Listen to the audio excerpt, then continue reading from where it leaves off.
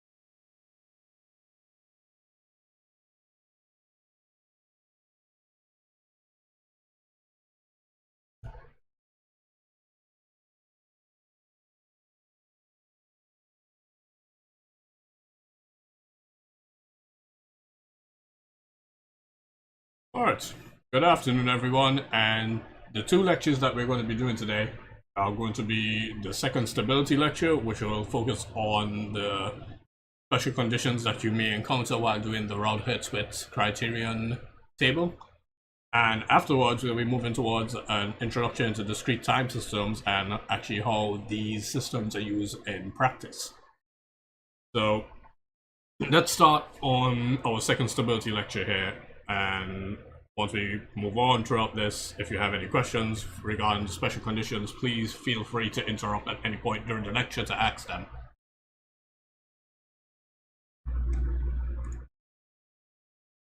So let's say we have this particular characteristic equation here, and we have to use the Routh-Hurwitz criterion to find if there are any poles on the right hand side of the S-plane. We can see here that we can set up our Routh-Hurwitz table as of such because the highest power of S here is odd, so that means we'll do it coefficients of odd powers of S first. That'll be the S cubed coefficient, then the S to the 1 coefficient here, which is 1 and 1. And then the next row here will be the S squared, or even powers of S coefficients in particular. So that will be, for S squared here, the coefficient here is 2. And then for S to the power 0, the coefficient here is 2. However, when we do our calculations here for the S to the 1 row in particular, you see it's go 2 by 1 minus 2 by 1 here, and that's going to give us 0 in the numerator. And we divide by 2, so that's just going to give us 0 here. And because we have this 0 here, we cannot continue the table as of such.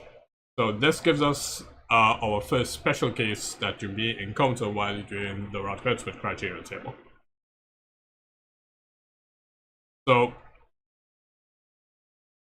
So far, what we observed in our first stability lecture was that in order for the system to be stable, no element in this first column here can be 0 or can be negative. They need to be strictly positive as of such in order for your system to be stable. However, for these special cases that we're going to be encountering here, the first special case will be no element in this first column can be 0. It can be a positive number, it can be a negative number, but it cannot be 0. The second special case that you will encounter is that the first element of any of these rows will be 0, but for all other elements in the row, they will not exist or they are non-zero values, which would be the case that we just saw in the previous slide. And then there's a third special condition where the first element of any one of these rows here will be 0, and all the remaining elements in that row will also be 0. So we'll be looking at special cases 2 and 3 in particular throughout this lecture, because the special case 1 here is incorporated in special case 2 and special case 3.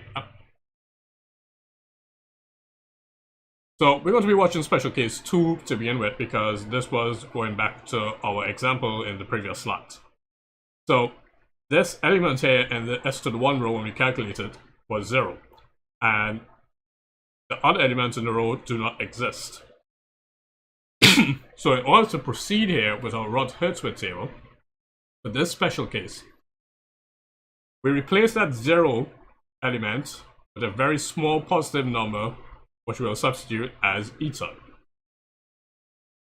And we continue our calculation using this eta constant here to continue and finish off our Routh-Hurwitz Criterion table.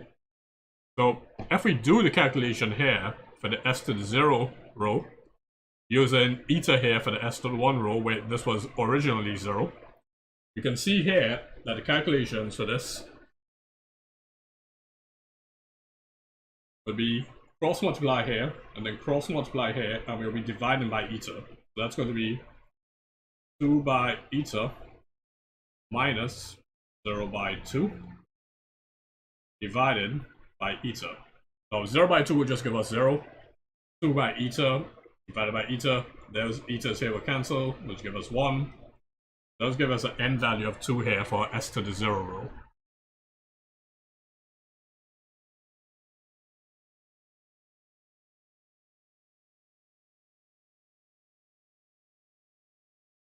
So let's go back one slide. So we know for the stability condition using the Routh-Hurwitz table, all elements in the first column here need to be strictly positive. And because we just did that substitution here for that 0 that we had, and it was replaced by eta, where eta is a very small positive number, that means there are no sign changes in the first column here. So as of such, our system is stable. Now, however, because of that substitution, the system does appear to be stable, but all the elements here are not strictly positive, because when you actually solve for the roots of this system, you would see that the roots here will lie on the s equals 0 line itself. So it's not on the negative side and it's not on the positive side, it's right in between negative and positive. Because of this s here being plus or minus g, the real part here is going to be 0. And when this occurs, where you have roots lying on the s equals 0 line in particular, this is what we refer to as your system having marginal stability. And these roots, because they lie on that s equals 0 line, will result in some oscillation effect that you will observe within your system before your system becomes stable. And we saw this effect in particular when we were dealing with second order systems and a few lectures back, where if we modified the value of zeta for your second order system, you saw that this would determine how much oscillation that you would have had when the system started before it approached its steady state value.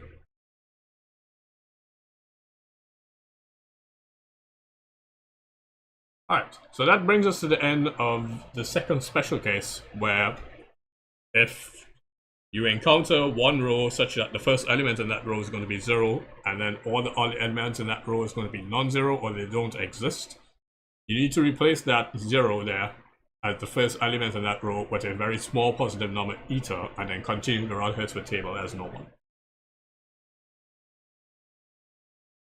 And because of this substitution here for that 0 element being eta, which is a very small positive number, your system will have marginal stability, because the roots, when you solve for them, are going to lie on the s equals 0 line in your imaginary versus real plot. Are there any particular questions about the second special case here that we just now discussed?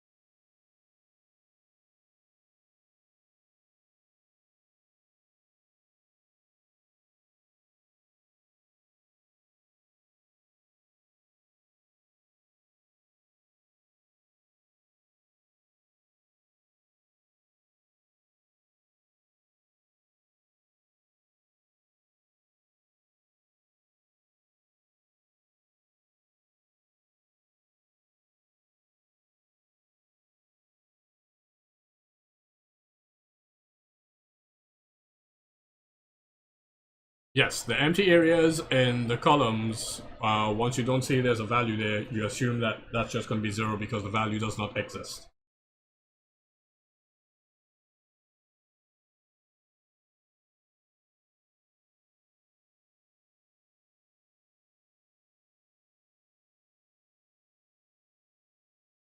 So for instance, let's go back here.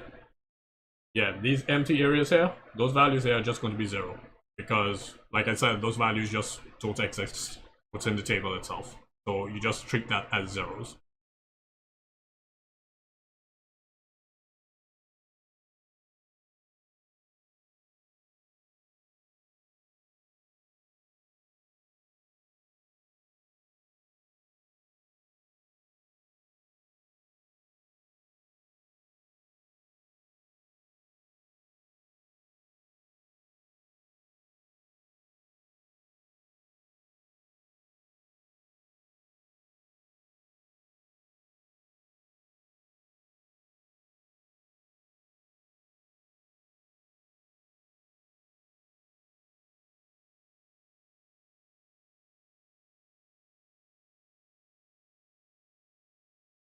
Alright, so let's move on to special case 3 regarding our Routh-Hurwitz criterion table.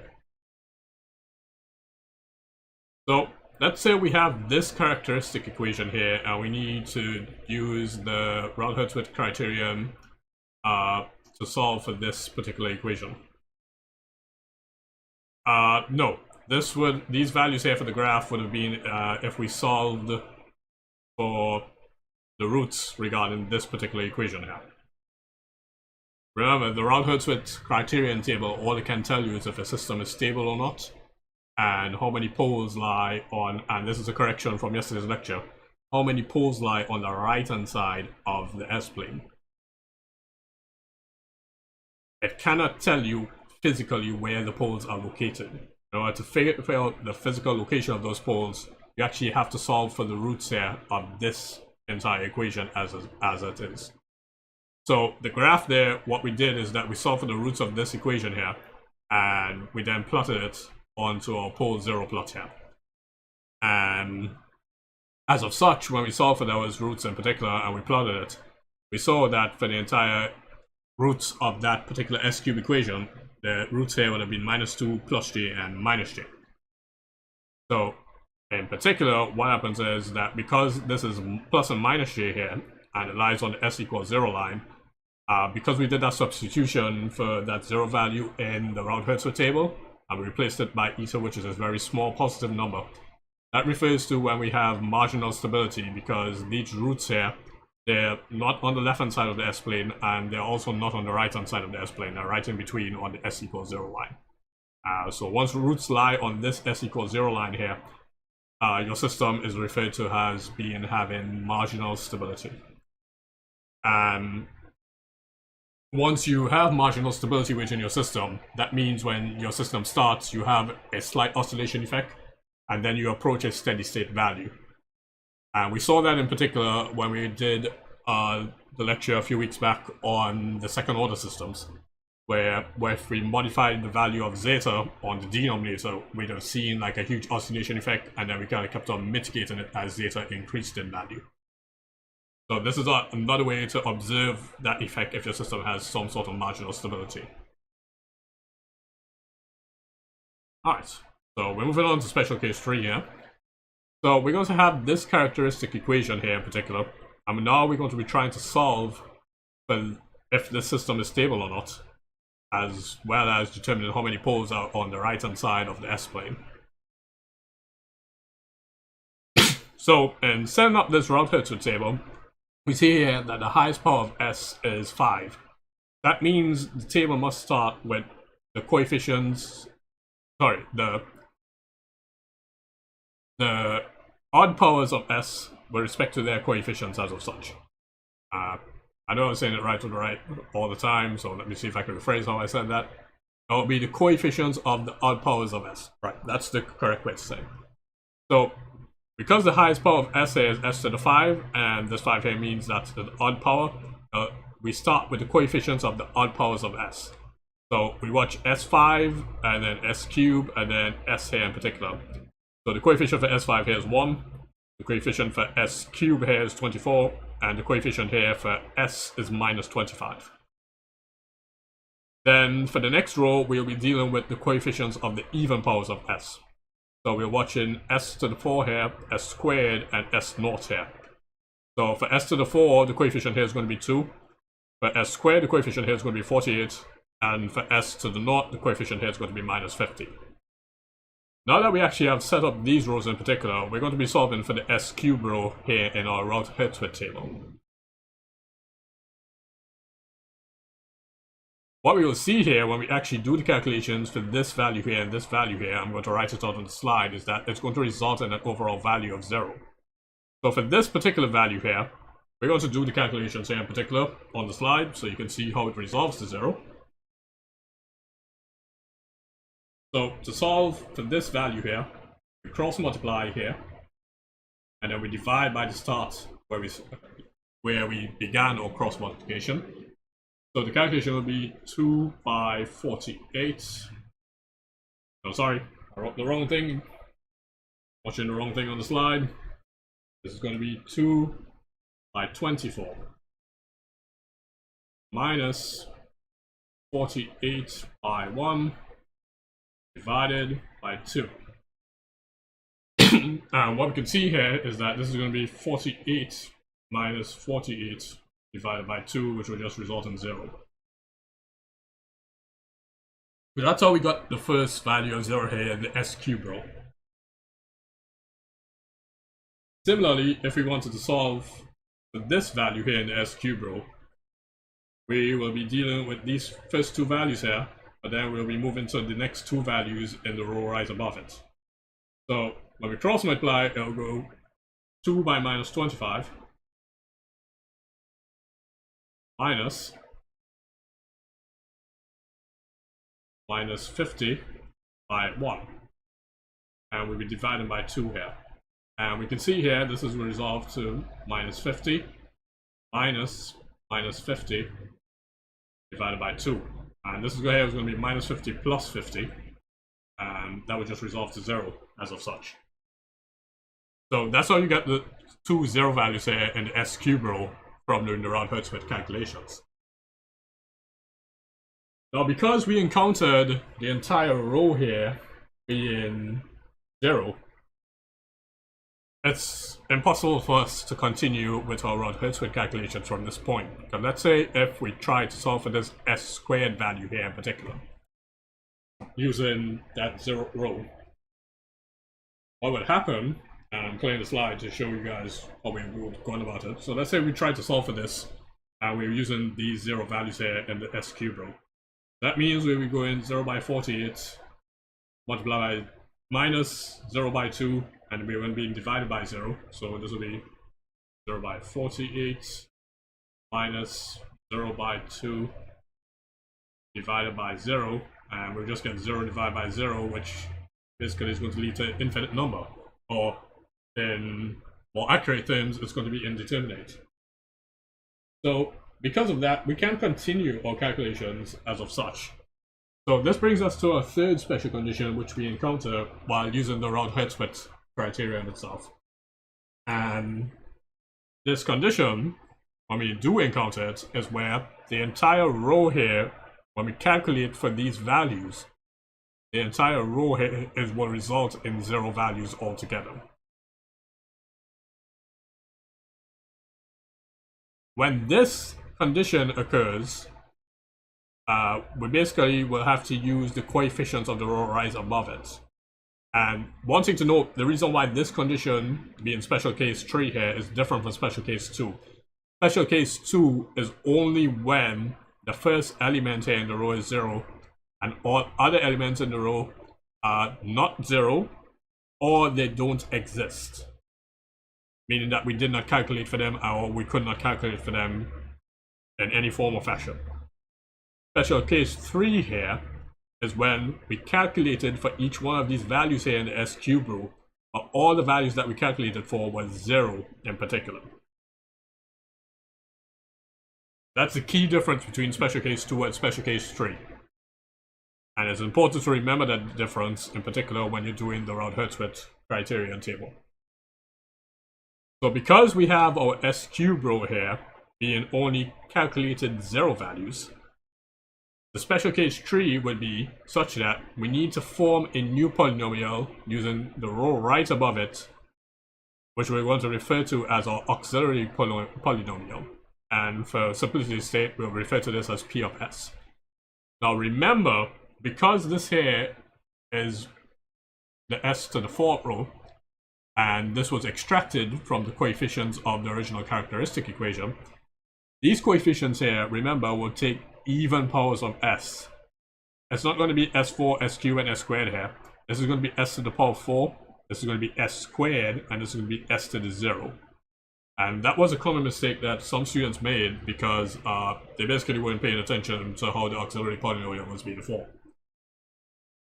So our P to the S here, when we solve it, when we extract it from our equation, is we're watching the S4th row, and remember this S4th row here just makes reference to even powers of S, and the S to the 4th indicates where the even power of S starts with the first coefficient. So this is going to be 2S to the power 4 plus 48, and this is referring to the next even power of S in the table. So that's going to be S squared minus 50, and that minus 50 will just be S to the 0. So that's how you extract out your auxiliary polynomial in particular.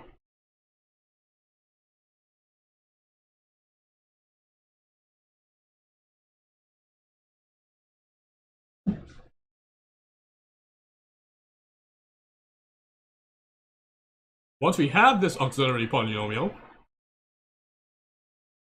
we need to differentiate it. So when we do the differential of this, P of S here, and it's going to be dP of S with respect to ds, we see here that the 2s to the 4 becomes 8s cubed. The 48s squared here becomes 48 by 2, which will give us 96, and this will just go down by 1 power, so that's 96s.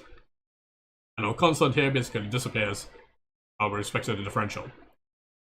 Once we have the differentiated form of our auxiliary polynomial here, being dps over ds, we then extract the coefficients from these and replace this within the 0th row that we just now had. So, because the coefficients here are odd powers of s, and it starts with s cubed, that refers to this s cubed row here. And as of such, the first coefficient here will be 8, and then the second coefficient here will be 96. At this point, because we've replaced that zero row with the coefficients of the differential of the auxiliary equation, or the auxiliary polynomial that we just all had, we can then continue the Routh-Hurwitz table as normal. And as of such, when we continue it and we keep on doing our calculations and so forth, we'll see here that we are able to finish all the calculations for that Routh-Hurwitz table in particular.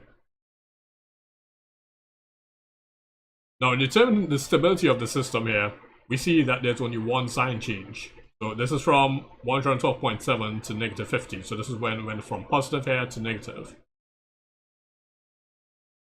And because of that one sign change, that means your system is unstable. And that one sign change indicates how many poles lie on the right-hand side of the S-plane. So that one sign change means there's one pole on the right-hand side of the S-plane.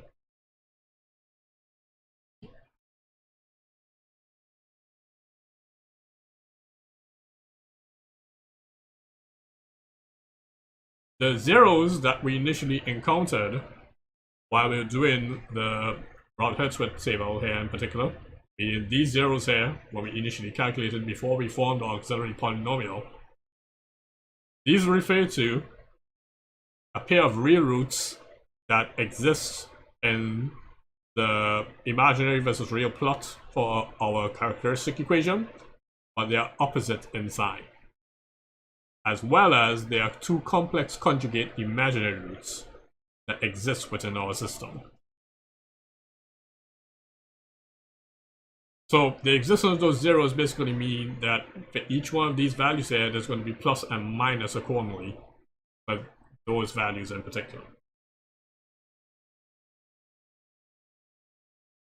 Alright, so are there any particular questions on the third special case regarding the Routh-Hurwitz criterion table?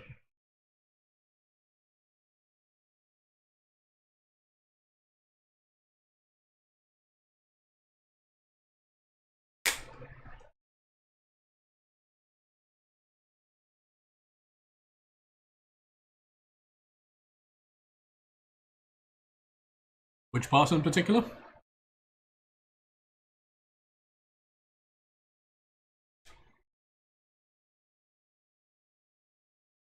Oh, well, to determine the real roots and the complex roots here is like if we, let's go back a little bit,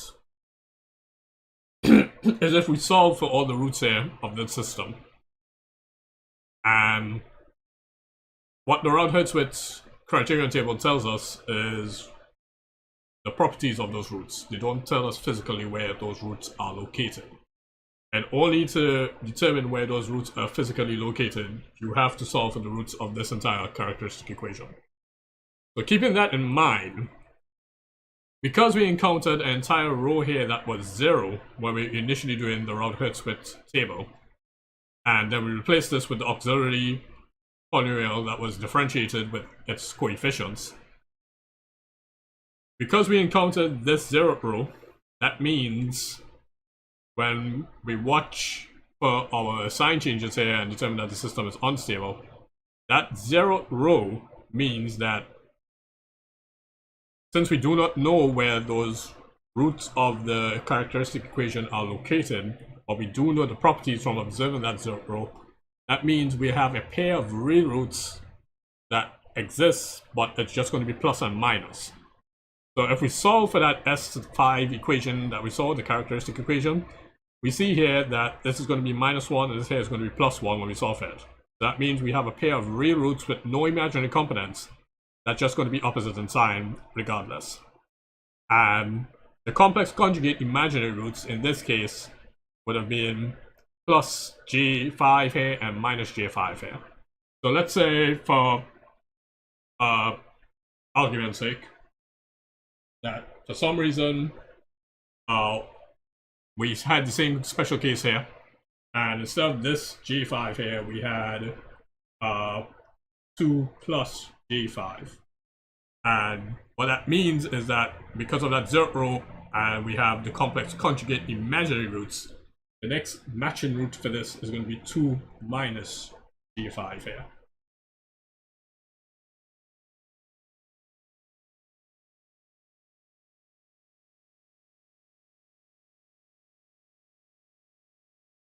So all the Routh-Hurwitz table tells you basically the properties of the roots. It cannot tell you where the roots are physically located in particular. In order to determine the physical location, you actually do need to solve for the roots of the characteristic equation. But the Routh-Hurwitz table, all it does, it tells you if the system is stable or not.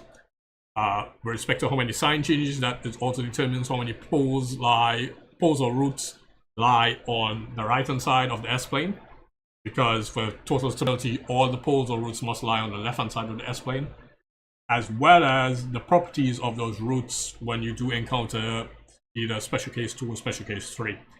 And for special case 3 here in particular, we basically see that you'll have a pair of matching real roots and a pair of matching complex conjugate imaginary roots.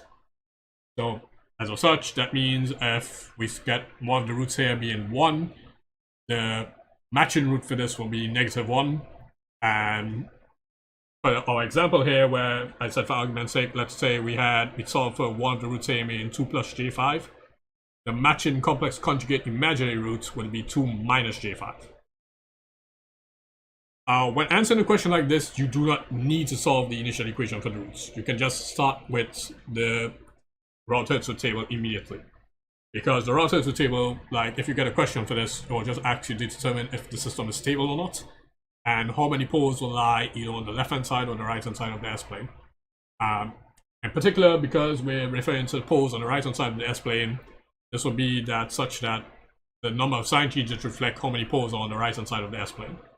And if you need to determine how many poles are on the left-hand side of the S-plane, if, let's say, for example here, this was s to the power 5, and we saw that there was one sign change, meaning that there's one pole on the right-hand side. Because it's s to the 5, that means there's going to be 5 poles. So 4 poles will lie on the left-hand side of the S-plane instead.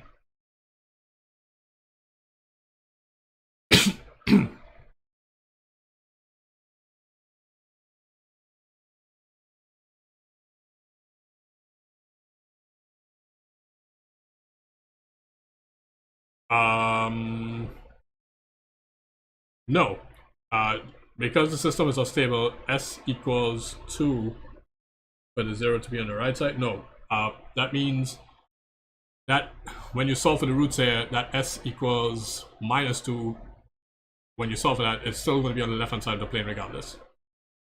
So yeah, there's no need to draw the graph here. The graph here is just for illustration purposes to show you guys the properties of the roots and how they match to where the roots are physically located. When you're actually doing the Routh-Hurwitz table questions in particular, you just need to determine if the system is stable or not, and how many poles either lie on the left-hand side or the right-hand side of the S-plane. The number of sign changes that you encounter in that first column will determine how many poles lie on the right-hand side, and if you need to determine how many poles lie on the left-hand side, you just watch what is the highest power of S. That will determine how many poles exist in the entire system, and then you just minus that number of poles from how many poles lie on the right-hand side to determine how many poles lie on the left-hand side. So for our particular case here, our equation was s to the 5, so that means there's 5 poles in total, and we had one sign change, means one right-hand pole. So 5 here minus 1 equals 4 left-hand poles. And basically you can see here from the graph for illustration purposes that 4 of these poles here basically are on the left-hand side of the S-plane. Even though that we have marginal stability poles here, we still refer to these being on the left-hand side because, like I said, it's marginal stability.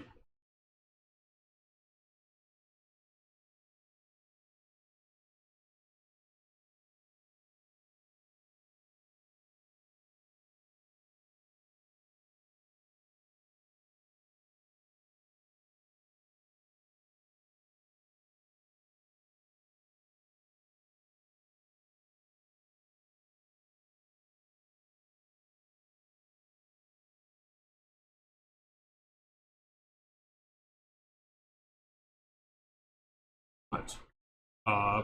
Any further questions?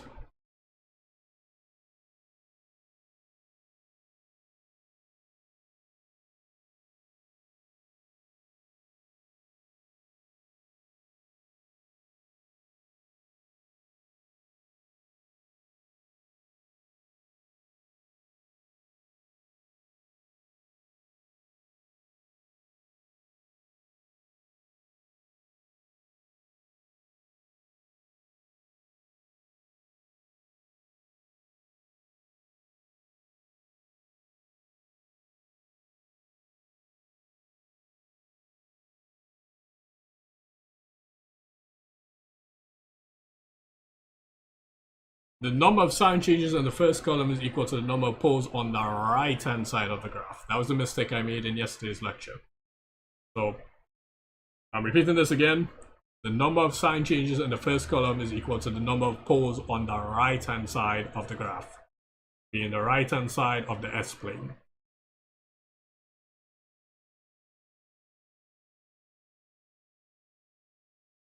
And we can physically see this here because this one sign change here maps to this one pole that lies on the right hand side of the S-plane, meaning S more than 0.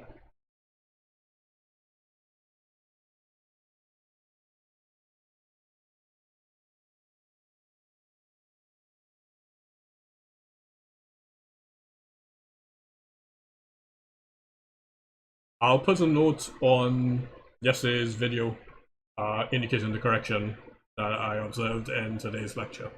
That way when people are watching it, they know that I said the wrong thing in particular in yesterday's video.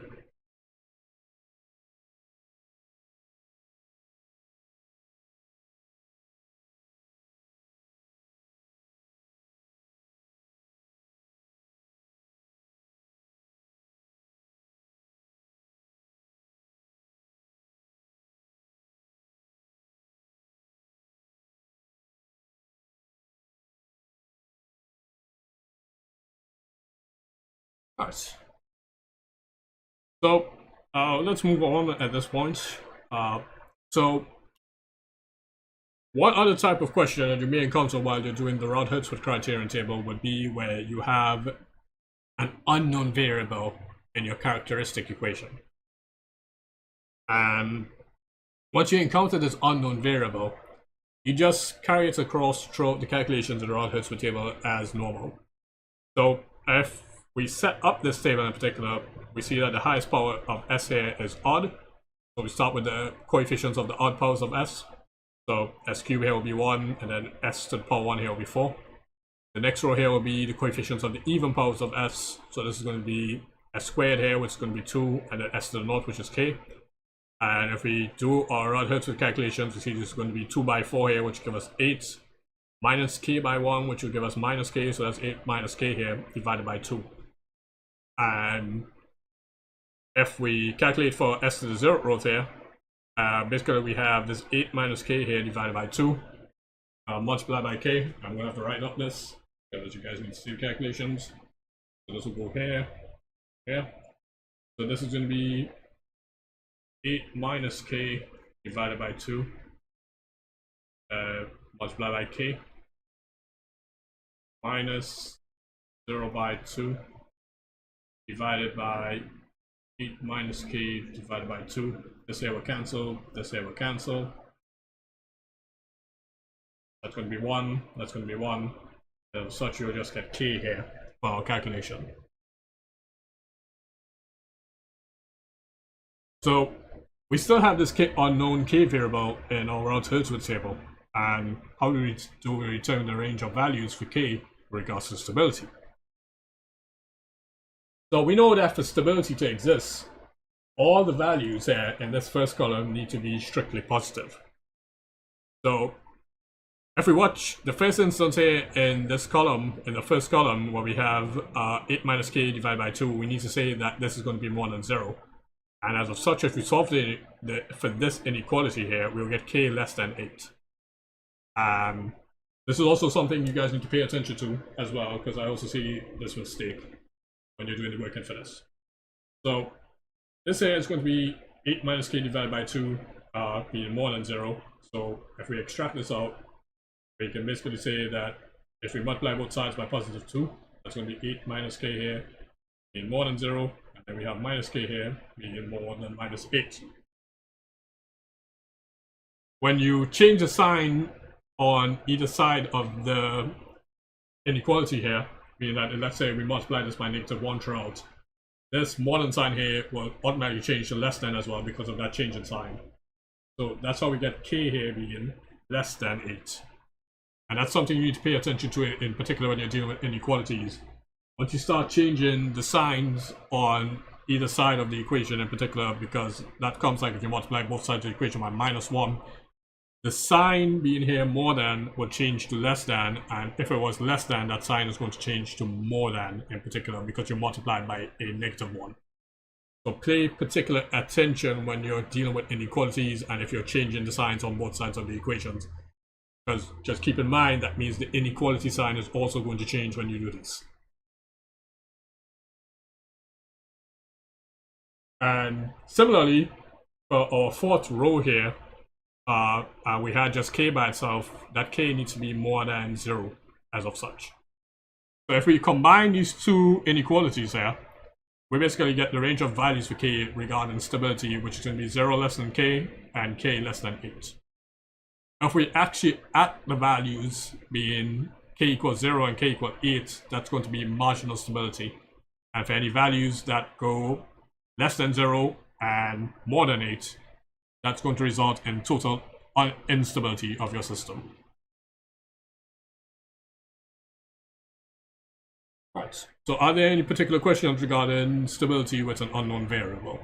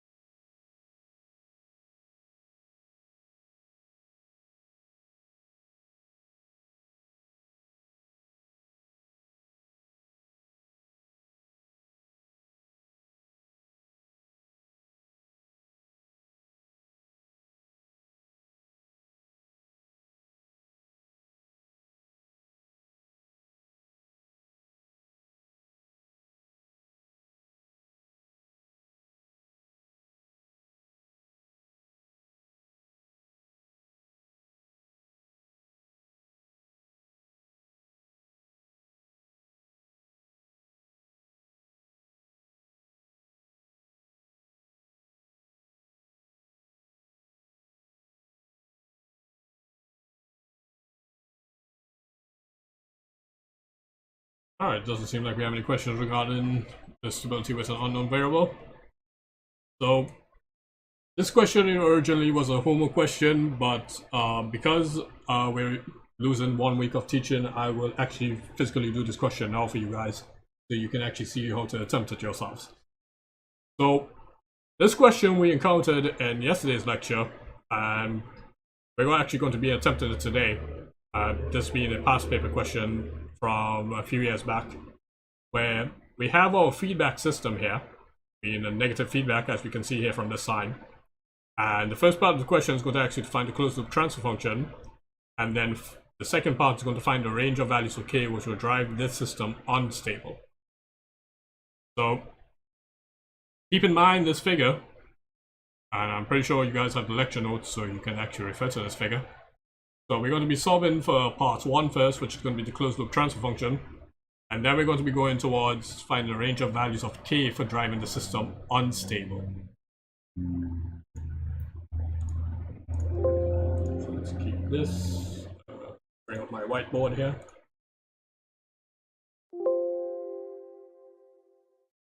Put this one side for my reference.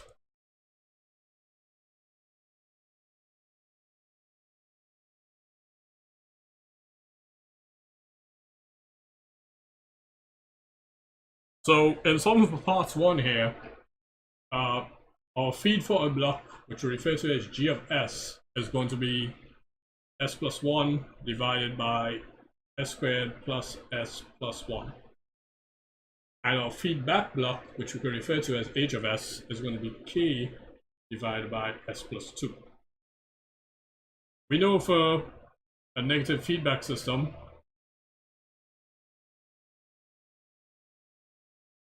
the transfer function being y of s divided by x of s is going to be g of s divided by 1 plus gh of s accordingly. So if we substitute those in to get our transfer function, our g of s here is going to be s plus 1 divided by s squared plus s plus 1. And then we're going to have 1 plus k divided by s plus 2.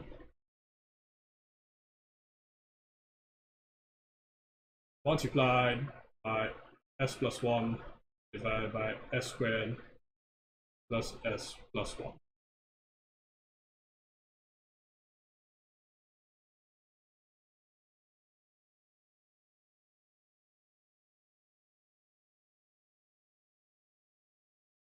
We could then rectify this entire equation here to be of a similar denominator.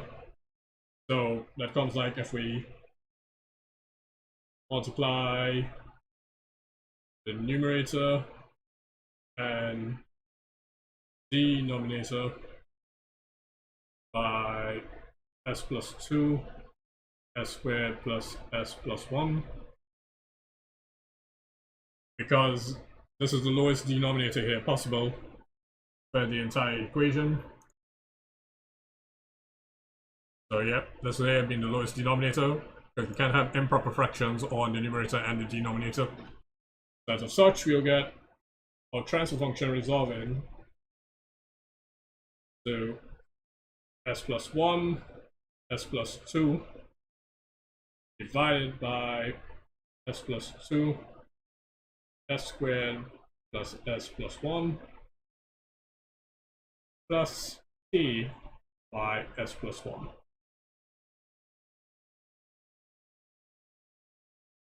And if we expand this out,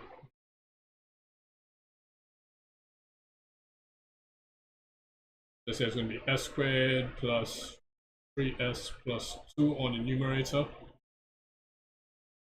We'll get s cubed here plus s squared plus s plus 2s squared plus 2s plus 2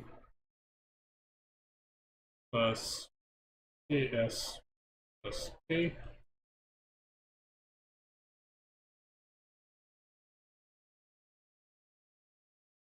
And we put this in order here.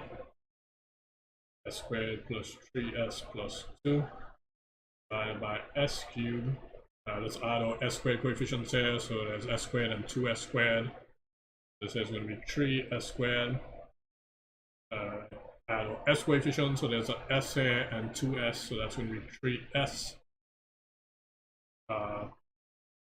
Well, no, hold on. There's an s plus 2s here. That's 3s plus ks. So that's s into 3 plus k.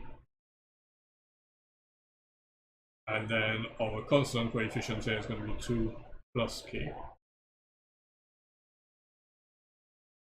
So that brings us to the end of us solving for the closed loop transfer function.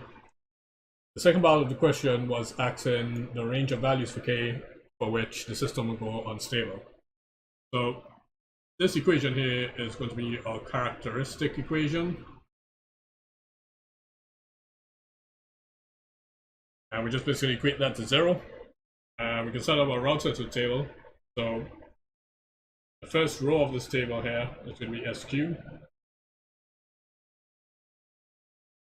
And the next row here is going to be s squared. So in extracting out our coefficients here, because we're dealing with the highest power of s here being a odd power, that means we'll be dealing with the coefficients of the odd powers of s first. So for s cubed here, this is going to be 1. For s here, this is going to be 3 plus k. And there's no s to the minus 1, so we just ignore that. And then for the coefficients of the even powers of s, we saw s squared here, so that's going to be 3. And then we deal with s to the 0 here, so this here is going to be 2 plus k. We then move on towards solving for our s to the 1 row and the s to the naught row. So let's do the calculations for the s to the 1 row here. And we basically can see that in doing the calculation of this, it will be 3 multiplied by 3 plus k minus 2 plus k multiplied by 1 divided by 3. And this here would be 9 plus 3k minus 2 minus k divided by 3. So this is going to be 7 plus 2k divided by 3.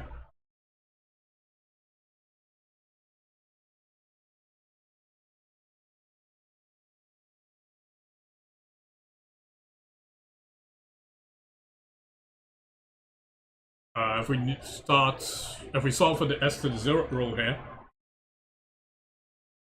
let's do the calculations of this. So this is going to be 7 plus 2k divided by 3 multiplied by 2 plus k here minus 3 by 0 divided by 7 plus 2k divided by 3. This here will cancel with this because this part with minus 3 by 0 just gives us 0. So this entire equation here will just resolve to 2 plus k.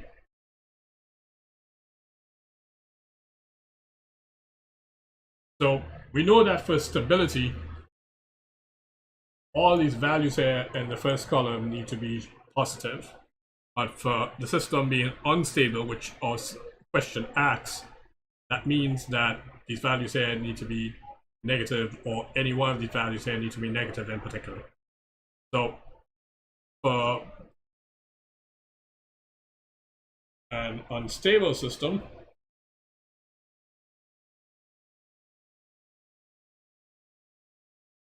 seven plus 2k here divided by 3 must be less than 0. And that means we'll go 7 plus 2k here less than 0. 2k is going to be less than minus 7, so k here is going to be less than 7 divided by 2.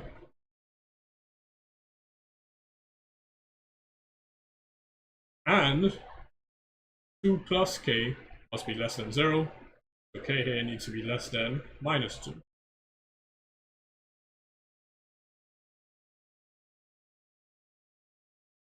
This value here will translate to 7 divided by 2 is going to be minus 3.5. So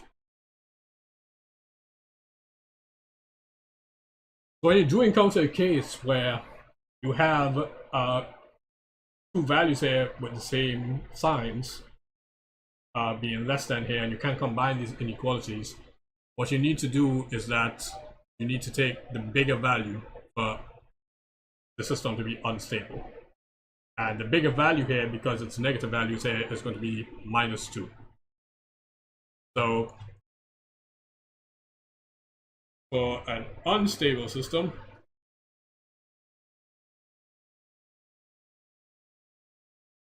k here needs to be less than minus 2.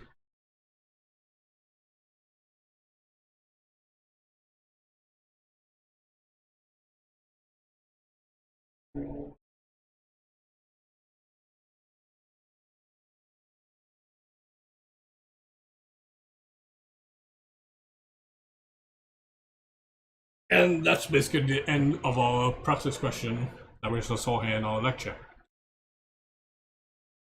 So are there any particular questions as to the working that we just all did for this particular question?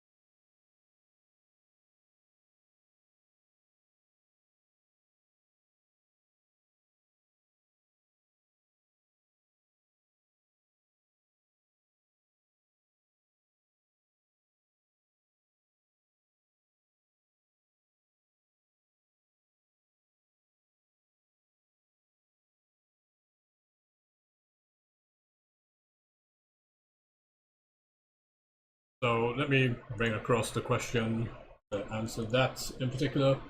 So when you do encounter a question like this, yeah, okay, so before I answer that, the k being less than -2 will cater for the k being less than -3.5 because the -2 here is the bigger value. So yeah, as it's left, it's going to be k less than -2. So that already caters for that k less than -3.5.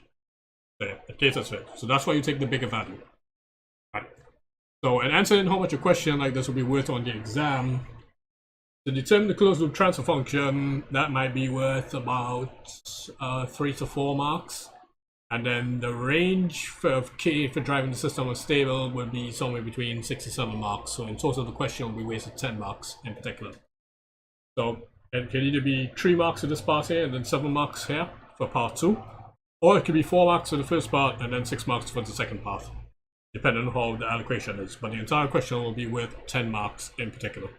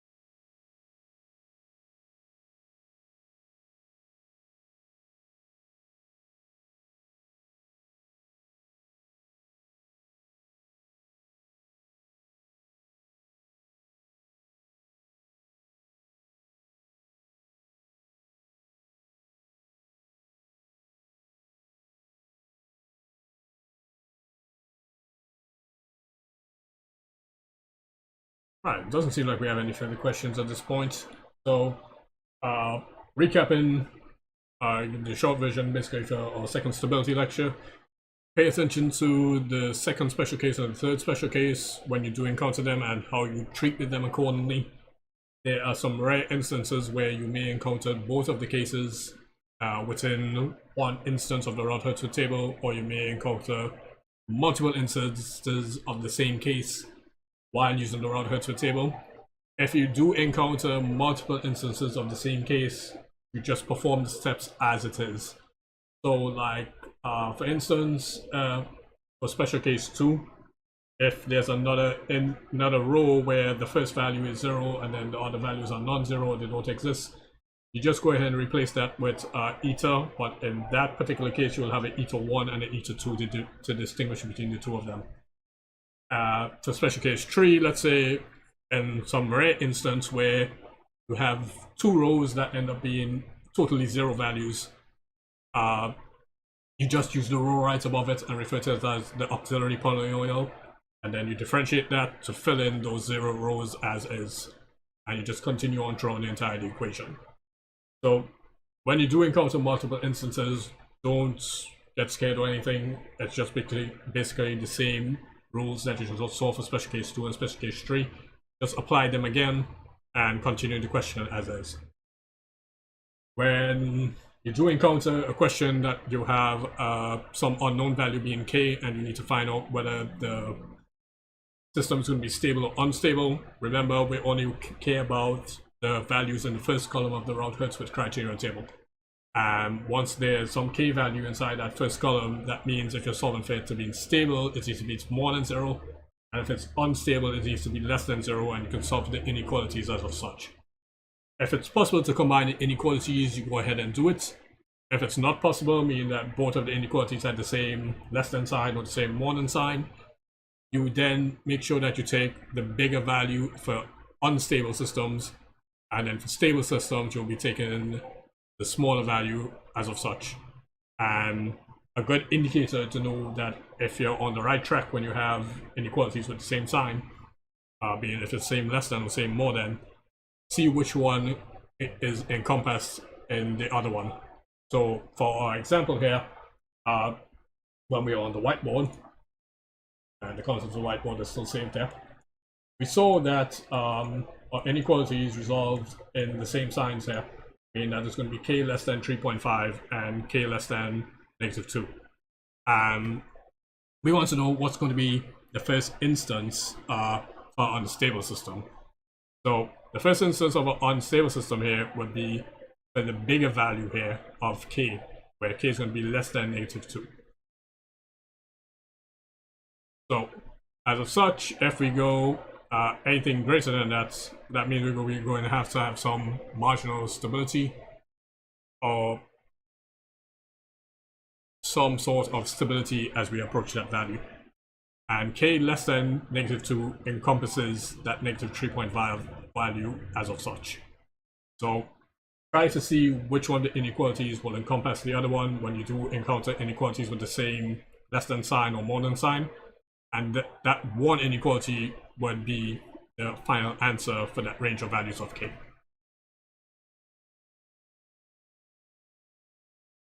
Alright, so that brings us to the end of our stability lecture, and our next lecture here is going to be focusing on introduction to discrete time systems. And this lecture is particular. Why it is important is that this serves as the introduction towards the Z transform. And like I briefly explained yesterday, so far you've been dealing with continuous time systems, and continuous time has a continuous frequency mapping, which is known as our Laplace transform. But when you deal with discretized time systems, you need a discretized frequency system and its respective transform. And what we're going to observe eventually is that the Laplace transform does not work for discretized time systems. So as of such, the discretized time systems have their own transform to go into discretized frequency, which is referred to as the Z transform. What you're going to observe as well is that the same method that you use to solve for the Laplace transform and then inverse it is the same method you'll be using to solve for the Z transform and inverse it. The only key difference is you got to know what's going to be on the transform tables and how do you formulate your equations as of such to map to the inverse transforms. But it's the same method. Like if you have a complex system, you just perform partial fractions and then you use the transform tables to get back into discretized time. So let's watch how we actually formulate a discretized time system using a practical example. So let's say in repaying a loan, you have an initial amount here being our output being y of 0. If we say k here is going to be the interval time for each payment being our periodic time at the end of each month, and we let x of k here being the input, being the amount paid towards the loan at the end of the k month, we can factor in our interest rates here being I, so this is interest per year, and then we can say y of k being the amount owed at the end of month k. So if we do at the end of month 1 here, being y1 being our output, and the amount we pay is x1, and the interest accumulated would be on the initial amount that we had to begin with, and because this is per month, the interest was per year, so that's I divided by 12 of y0 being our initial amount. So as of such, when we formulate this, y1 here is going to be our amount that we had to begin with, plus the interest on that amount, minus the amount that we paid towards the loan. So the y values here is what is owed for the loan, and the x values here is what is paid for the loan. The y values here are outputs and x values here are inputs, and that's how we formulate this and map this equation accordingly with respect to y and x. If we watch this with respect to the end of the second month, we can basically see that the indexes here just change and they have been incremented by 1. So this y1 here became y2, y0 here became y1 accordingly, and x1 here became x2.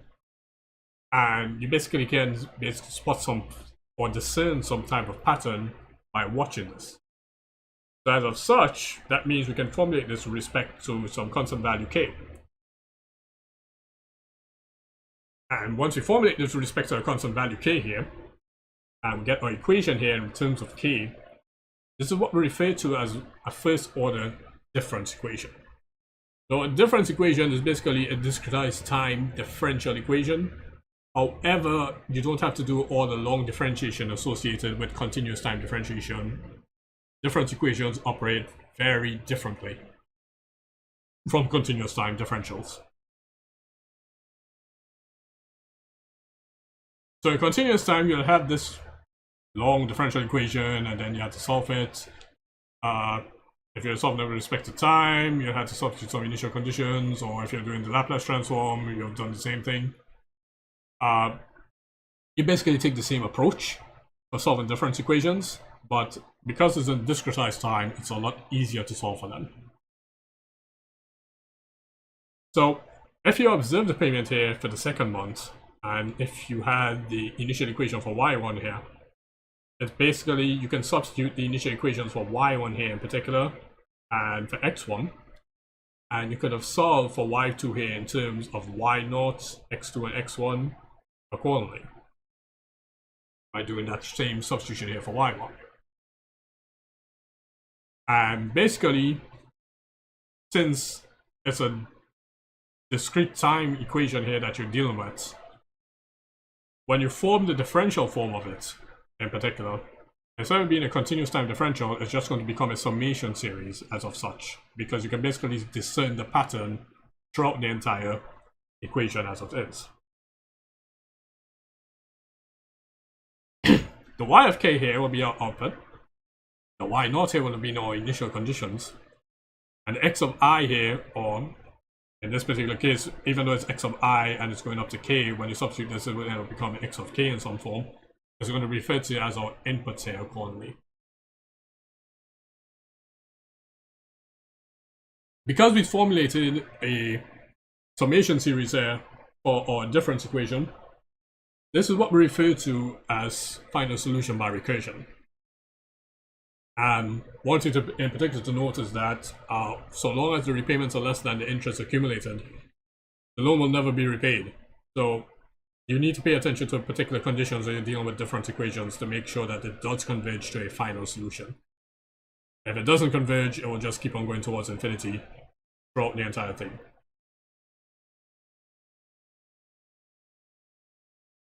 So discrete time systems in particular will be modeled using these difference equations, and they're equivalent to the differential equations which are used in continuous time. The only key differences, instead of it being x of t and h of t and y of t, it's now going to be x of n, h of n, and y of n, and the brackets representing these are going to be square brackets instead of curved brackets. Any discretized time system, remember these are just instantaneous values at each periodic time sampling interval. So this could be at the first periodic time, this would be the second instance of periodic time, the third instance, and so forth as we keep on.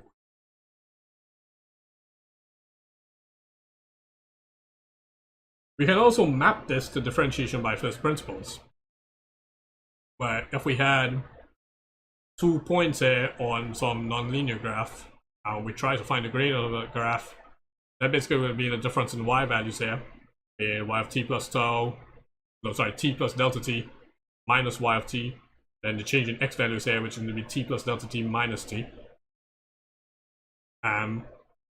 Because this is first principle differentiation, delta t here needs to be very small, so delta t will be approaching 0. We can then change that continuous time first principle differential equation into a discretized time equation. And what you basically see here is that it's just going to be a difference between two instances of values to get the differential. So there's no longer to do that long differential process, it's just going to be a difference between two values in order to determine the differential as of such. And because t here is going to be a very small value, these two values here, being y of n plus 1 and y of n, unless there's a huge difference, it's basically going to be the same value, so it's going to be a very small difference. One thing to note here, yes, I know the bracket here is off, this is supposed to be a square bracket, so I can put a note here to fix that.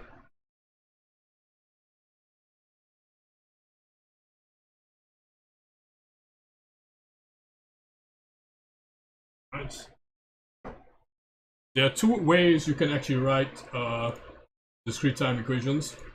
You can just go y square bracket n plus 1 close square bracket here, or you can put the t instance as of such. Both ways of writing it is perfectly fine. Whichever way you want to write it is totally up to you.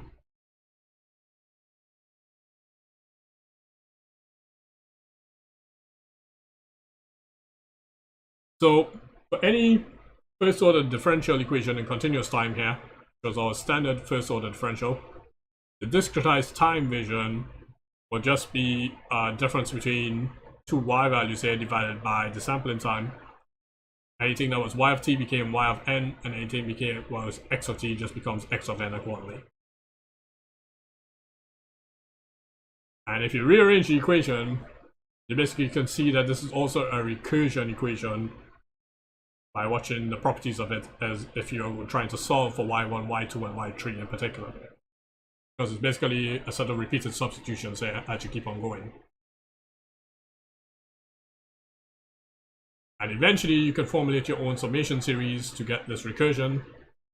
And as of such, you can see that it tends to be pretty long when you try to solve for this. So there may be a better way to solve for this accordingly. And if we watch the behavior of that difference equation, and we realize that the next output is just going to be a function of the current input and the last current outputs, we can then reformulate the difference equation into a single input, single output equation, also referred to as a seesaw difference equation.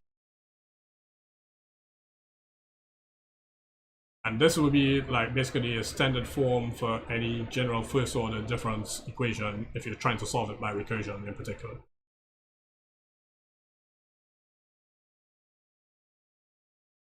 So if k here was equal to 0, this entire equation here will reduce down to this form here. And for a causal system, the order of this summation points with respect to the input must be less than or equal to the order of the summation point with respect to the output. If it is more than, your system here is going to be anti-causal. Alright, so that basically brings us to the end of the introduction to our discrete time systems.